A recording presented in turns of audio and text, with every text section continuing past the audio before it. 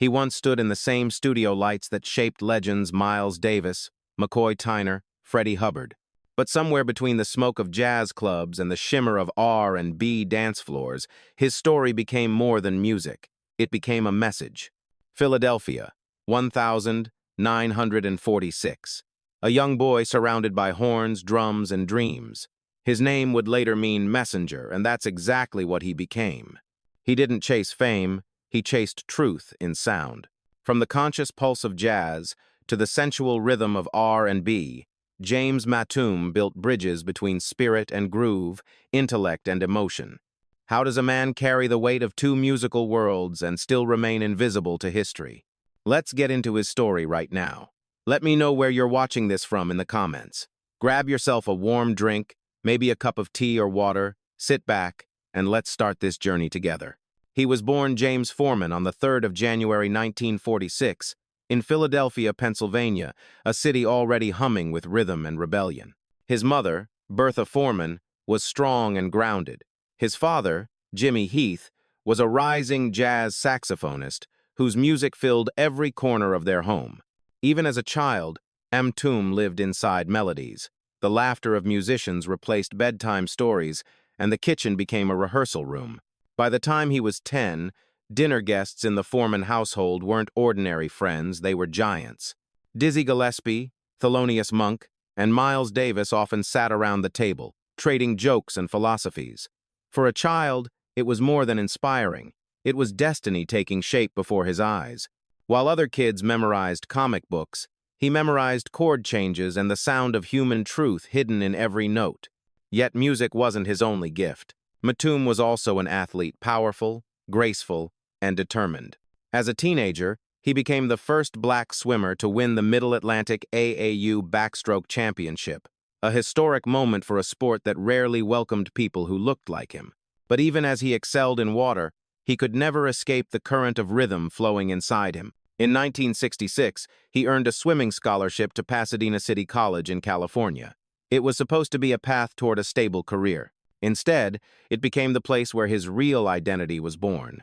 The social climate in America was shifting civil rights marches, the rise of black pride, the echo of Malcolm X and Martin Luther King Jr. in every headline. For Mtume, it was impossible to stay silent. That same year, he joined the U.S. organization, a black cultural and political movement founded by Maulana Karenga and Hakeem Jamal.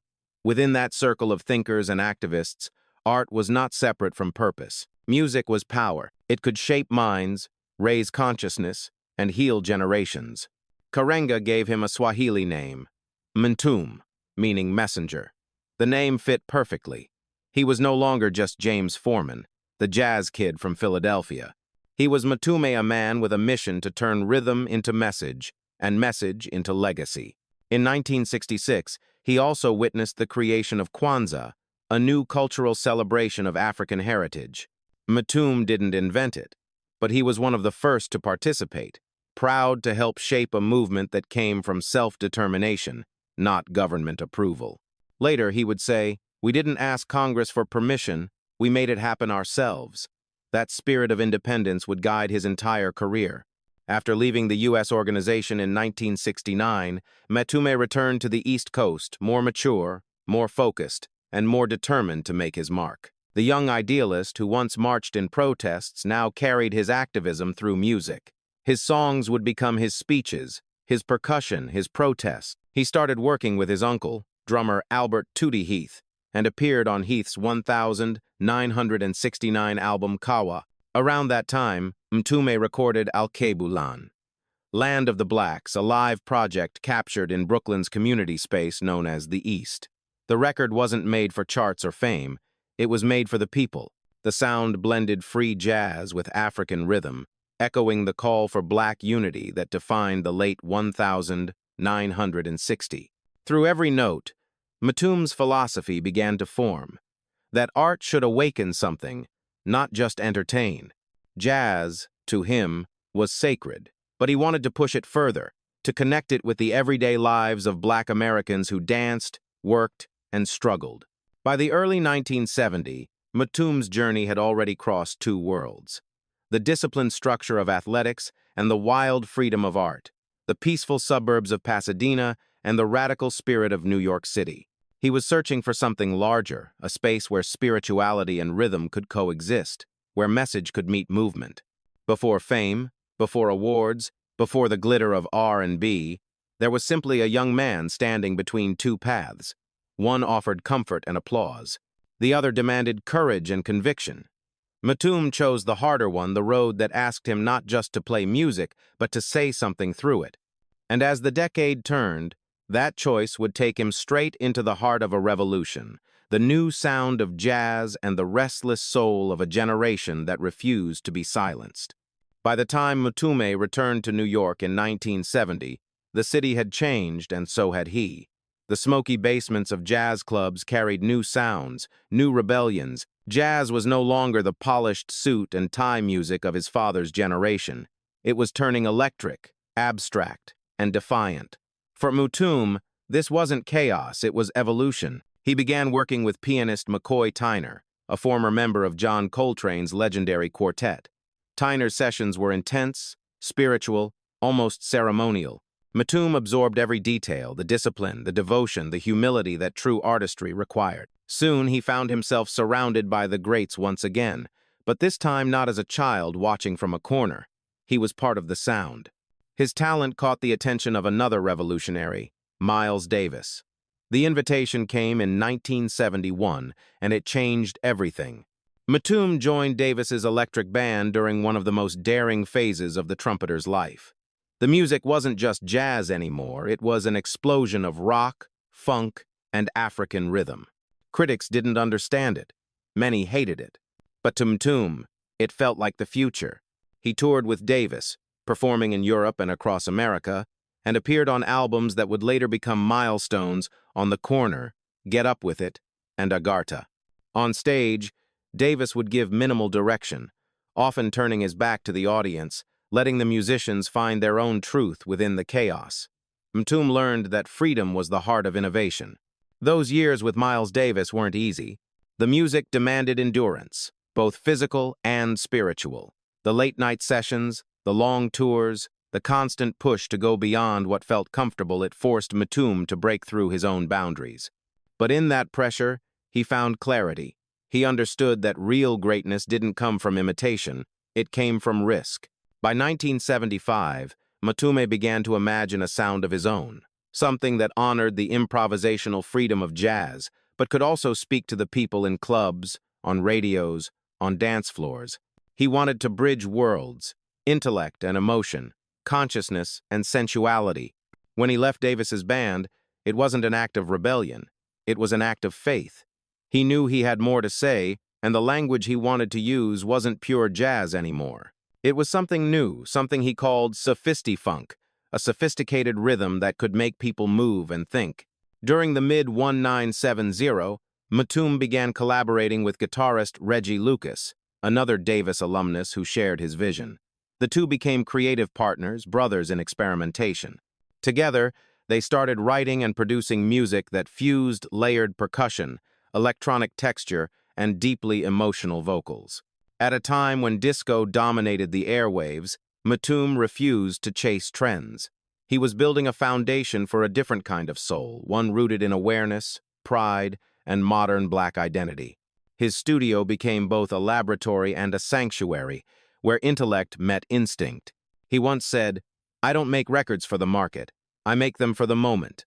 That moment was coming. Every rehearsal, every night in the studio, every echo of drums and whispers of synths was shaping the sound that would soon define him. The boy who had once played percussion beside Miles Davis was now standing at the edge of his own creative revolution, ready to step out of the shadows and lead a sound that no one had heard before. By 1977, James Mtume was no longer just a name whispered among jazz musicians. He was a leader, a composer, and a thinker carving his own lane in Black music. That year, alongside Reggie Lucas and vocalist Tawatha Agee, he founded a band simply called Mtume. The idea was bold, yet clear. Create music that could live in both the mind and the body. The first recordings reflected that philosophy. They weren't made for charts or quick fame. They were made for truth. The early sessions at Epic Records carried the energy of freedom, a blend of electric funk, deep soul, and jazz improvisation. When the band released Kiss This World Goodbye in 1978, it wasn't just an album title, it was a declaration. Mtume was saying goodbye to the limitations of genre, to the narrow definitions of what black music could be. Listeners who found the record heard something unusual, songs that moved the body but fed the spirit. Tracks like Just Funnin' and The Closer I Get to You showed a musician in full command of his voice.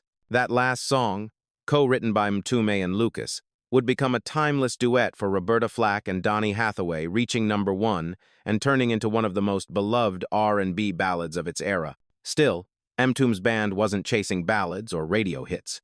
Their second album, In Search of the Rainbow Seekers, 1980, deepened their message, the title itself sounding like a metaphor for a generation still searching for peace, joy, and purpose after years of struggle. The album didn't explode commercially, but it built a loyal audience that felt the sincerity in every groove. What made Mtume's work stand out wasn't just the rhythm, it was the intellect behind it. He called his style sophisti-funk, music that could be sensual without losing its soul, political without losing its pulse. He believed that people could dance and still be conscious that pleasure and purpose didn't have to be opposites. In an interview years later, Mtume said, "When we played, I wanted people to move, but I also wanted them to wake up. The rhythm was the medicine, but the message was the cure." By the early 1980s, the band was ready to take that message to the mainstream. With Epic Records behind them and a clear vision ahead, they entered the studio to craft a sound that would define their career. The sessions were long, the nights endless, the creative tension electric. But out of that storm came a song that would change everything, Juicy Fruit. It was unlike anything else on the radio. The beat was slow, hypnotic, and unapologetically sensual. The lyrics whispered more than they sang. It was a song about intimacy, but also about liberation, a reflection of Mtume's belief that even love could be revolutionary. When Juicy Fruit hit the airwaves in 1983, it became an anthem. It spent 8 weeks at #1 on the R&B chart and went gold. For the first time, Mtume's message had reached the world. His sound, once too thoughtful for the mainstream, was now shaping it. And yet, behind the success, there was still a quiet humility. Mtume never saw fame as the goal. The real victory was seeing his ideas move people, watching his rhythm become part of their lives. Standing on stage that year, surrounded by lights and applause, he smiled but said little. For a man who had spent his youth in the company of legends, this was his moment not to imitate them, but to finally join them. By 1983, James Mtume had finally arrived at the center of the sound he'd been chasing his entire life. The smoky corners of jazz clubs were behind him now. The neon lights of R&B had taken their place. But the purpose was the same, to tell the truth through rhythm. When Juicy Fruit was released that summer, it did more than climb the charts. It changed the language of black music. The song's groove was slow and confident, its texture rich but minimal. It wasn't a shout, it was a whisper that demanded to be heard. Within weeks, Juicy Fruit hit #1 on the R&B chart and stayed there for 8 weeks. It went gold, and soon it was everywhere, from city radios to quiet bedrooms, from block parties to night drives. For Mtume, the success felt both surreal and inevitable. He had always believed that music could be sensual and spiritual at once. Juicy Fruit proved it.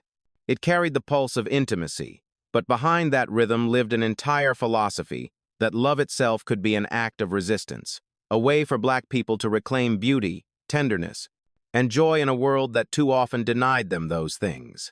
The band's chemistry was undeniable. Tawatha Agee's voice glided over Mtume's production like silk over steel. Reggie Lucas shaped the guitars and arrangements with quiet precision. Together, they created something elegant and magnetic, sophisticated but never cold, deeply emotional yet perfectly controlled. It was what Mtume had always wanted, sophisti-funk in its purest form. Their album, Juicy Fruit, became a statement of identity. Songs like Ready for Your Love and Would You Like to Fool Around stretched the boundaries of R&B, blending jazz chords with electronic textures and conscious lyricism. Critics called it innovative, Fans called it irresistible. Mtume didn't chase the next trend, he said it. By 1984, the follow-up album You, Me and He proved that Juicy Fruit was no accident. The title track reached #2 on the R&B chart, confirming the band's place among the genre's elite. The song carried Mtume's signature: smooth, hypnotic, and unapologetically emotional. Everywhere he went, people recognized the sound before they recognized the man. That was how he wanted it. Fame was never his fuel, expression was. In interviews, Mtume often spoke softly, like someone who knew the difference between noise and meaning. He reminded listeners that music is communication, not competition.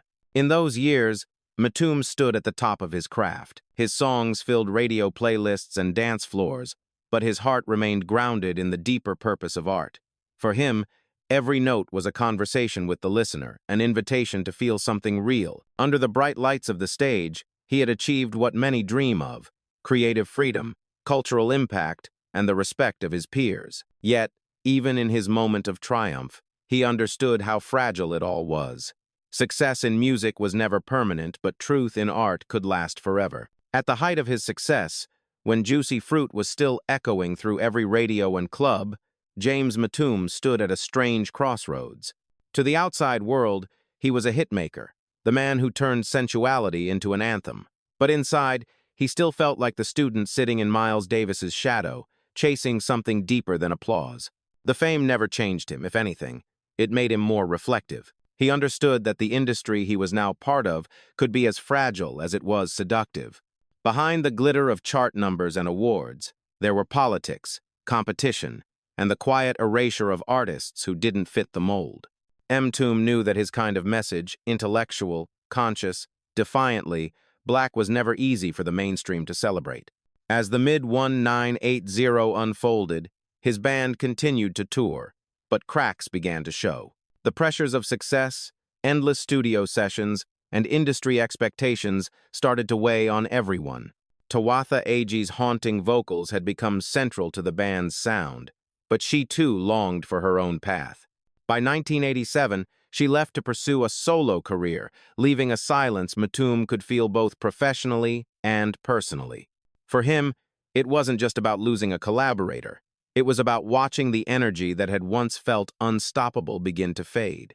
Each project after You, Me and He demanded more compromise, more attention to market trends, fewer moments of creative freedom.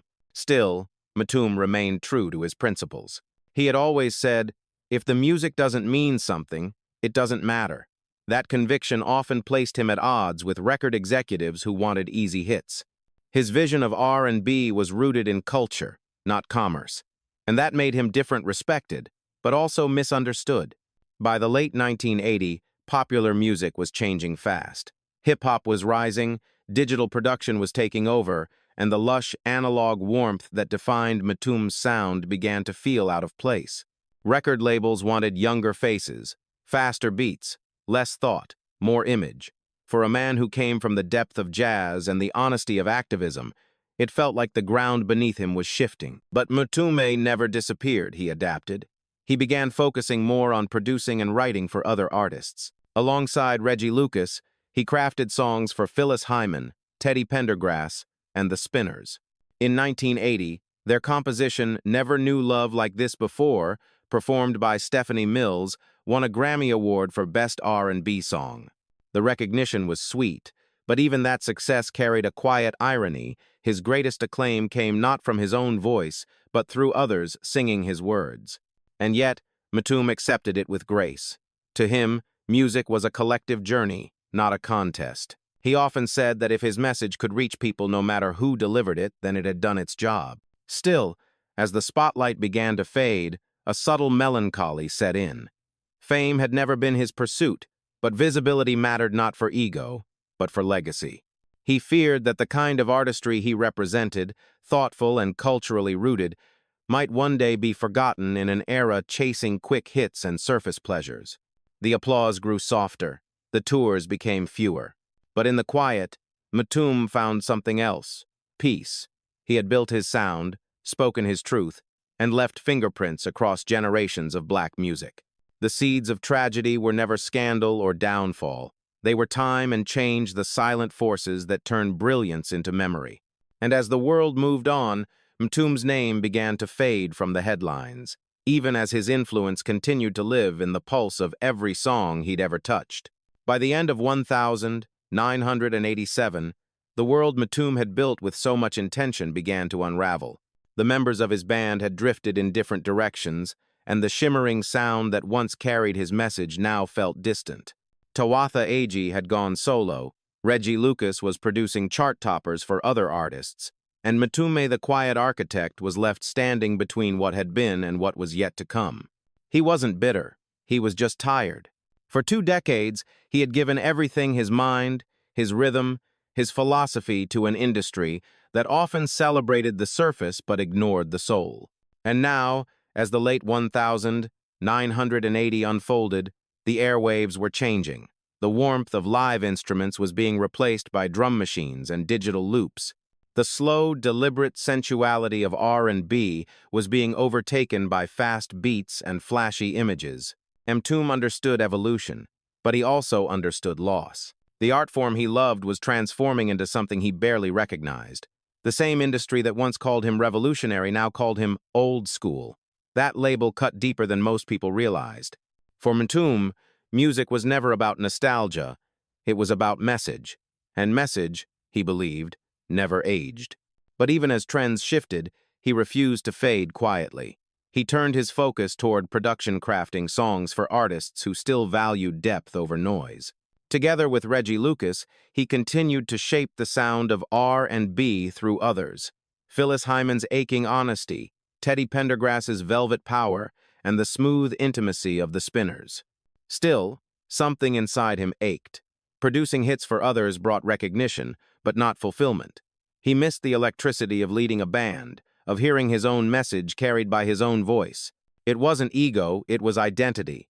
The messenger had stopped speaking. In the early 1990s, Mtume poured his creativity into television, composing for the series New York Undercover. The show became a cultural touchstone for Black audiences, blending crime drama with live R&B performances. It gave him a platform again, a way to merge his musical instincts with storytelling. Yet even then, the spotlight stayed elsewhere. His work shaped the sound of the show, but few knew his name was behind it. Outside the studio, life was quieter. He spent more time with his wife Adrienne, the woman he called Camille, meaning near perfection. They had been together since 1966, and through every high and low, she remained his grounding force. At home, there were no gold records or flashing lights, just family, love, and the simple rhythm of everyday life. But as years passed, Mtume felt the weight of time. The music industry had moved on, and so had many of the artists he helped. His name still carried respect among musicians, but not fame among the masses. There were moments, quiet, reflective nights, when he wondered whether the world had truly heard what he had tried to say all along. Fame had never been his goal, but silence could still hurt. For a man whose name meant messenger, being unheard was its own kind of heartbreak. By the time the 1990 decade arrived, James Mtume had quietly stepped away from the spotlight. His name didn't fill marquees anymore, but his influence still lingered in the air, in the grooves of records he had shaped, in the voices of artists he had inspired. The world had changed. Hip-hop was becoming the new language of the streets, and the young producers sampling old vinyl had unknowingly started breathing new life into his work. One song in particular refused to die Juicy Fruit. Its bass line, smooth and hypnotic, was rediscovered by a new generation. When the notorious B.I.G. released Juicy in 1994, built around Mtume's iconic sample, the connection between eras became undeniable. The messenger had returned, even if most listeners didn't know his name. But behind that quiet revival, Mtume was facing battles of his own.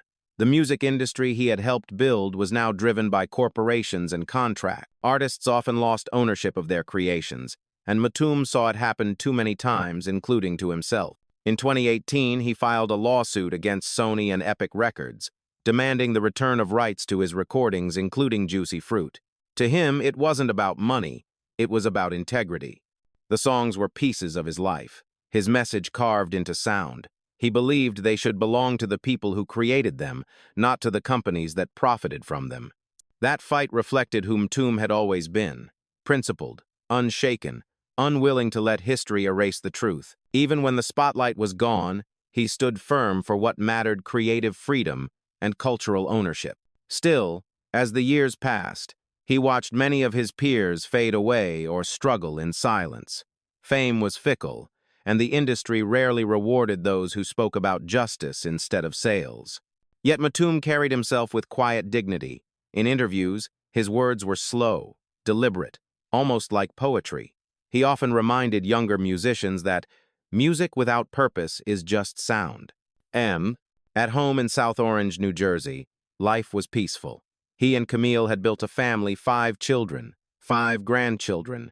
He found joy in small moments: his daughter's laughter, his grandchildren's curiosity, the hum of a record player spinning one of his old albums. For a man who had spent his life chasing truth through rhythm, these simple harmonies felt like the real reward. When friends asked if he ever missed the fame, he would smile and say, "I didn't lose anything. I left to make room for what matters." In the last years of his life, Mtume continued mentoring younger artists and speaking publicly about the history of black music. He reminded them that behind every hit was a story, behind every rhythm, a message. And then, on the 9th of January 2022, 6 days after celebrating his 76th birthday, James Mtume passed away in his home. His death wasn't marked by headlines or breaking news. It was quiet, fitting for a man whose entire life had been about sound deeper than noise. But silence, in this case, didn't mean absence. The music he left behind still played, sampled, reimagined, remembered. His message, once whispered through jazz and R&B, continued to echo through generations that never even knew his face. For a messenger, that was immortality. When James Mtume passed in 2022, the world didn't stop, but the rhythm of black music felt a subtle shift, like a heartbeat missing a beat. For decades, he had been both participant and prophet, an artist who never separated melody from meaning. Now, with his voice gone, the echoes of his message grew even louder. In America, tributes began to surface across jazz and R&B communities. Radio hosts revisited old interviews. Musicians shared stories of quiet mentorship. To some, Mtume was the producer behind timeless R&B classics. To others, he was the philosopher who proved that black art could be both sensual and intellectual, an act of beauty and defiance at the same time. His songs were more than entertainment. They were blueprints of identity. Juicy Fruit, Never Knew Love Like This Before, and The Closer I Get To.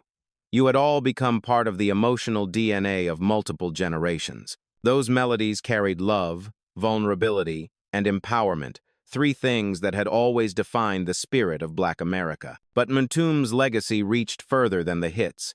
He reshaped how musicians thought about ownership, community, and purpose. Long before independent artist became a movement, he was already talking about controlling one's art, fighting for publishing rights, and preserving cultural authenticity. His 2018 lawsuit against Sony wasn't a footnote.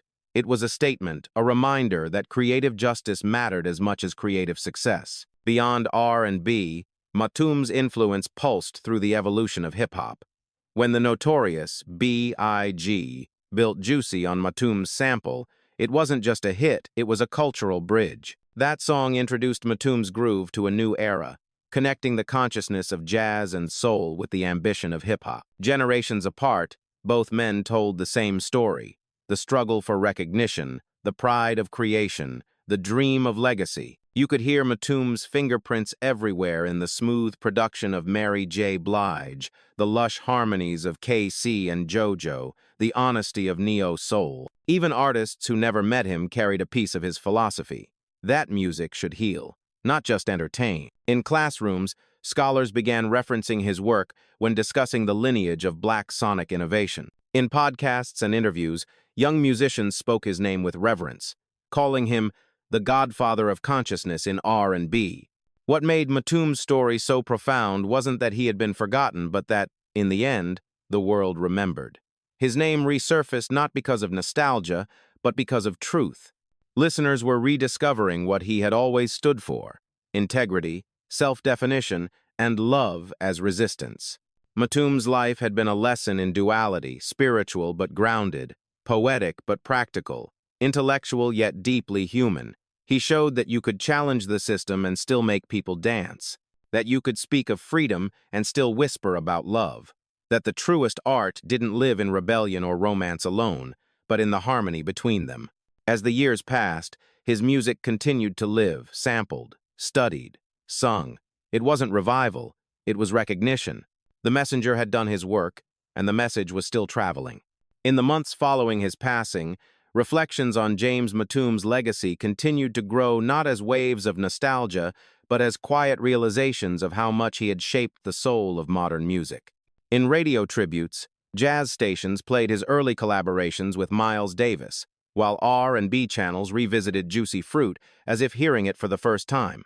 Each generation seemed to find a different Mtume, the jazz visionary, the funk architect, the philosopher of rhythm. What set him apart was that he never allowed himself to belong to just one world. He carried the discipline of jazz into R&B, the sensuality of R&B into political awareness, and the spirituality of both into every beat he touched. His artistry wasn't divided by genre, it was united by truth. In America, many called him underrated, but that word never quite fit.